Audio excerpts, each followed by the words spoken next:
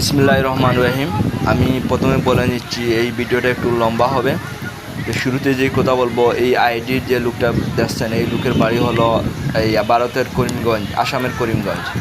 তো ওর বাড়ি যদি আসামের করিমগঞ্জ হয়, আমার বাড়ি হলো সিলেটের জকিগঞ্জ, একদম পার্শ্ববর্তী।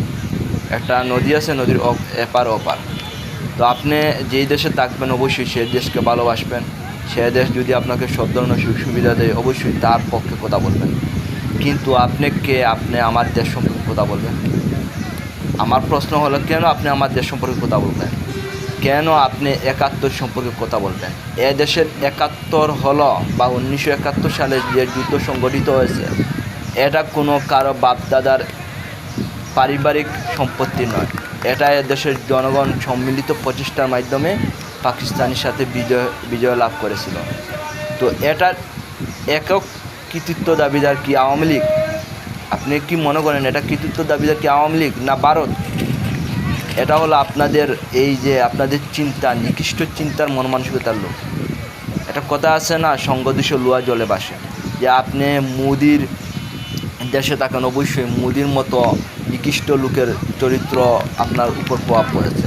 আপনাকে আমি অনেক শ্রদ্ধা করতাম, অনেক ভালোবাসতাম, কিন্তু আপনি যেভাবে আমাকে গালি দিছেন, আপনি আমাকে দেখাতে পারবেন আমি আপনাকে কখনো গালি দিছি?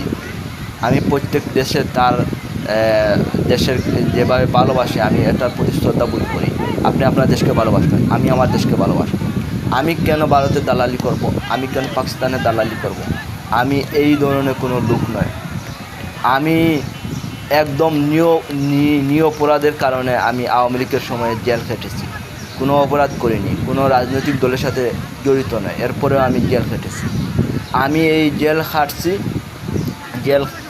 কাটছি, এই জেলে যে কাটা অবস্থা বুঝতে পারছি যে আমার কোনো অপরাধ ছিল না। কিন্তু এইভাবে বাংলাদেশের অনেক মানুষের উপর জুলুম করেছে আওয়ামী লীগ।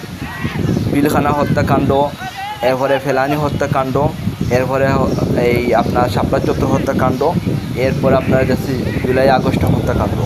এই 3টা হত্যাকাণ্ডের জন্য তো আওয়ামী লীগ নিষিদ্ধ হতে পারে। আপনারা কেডা বাংলাদেশকে উপর হস্তক্ষেপ করবেন?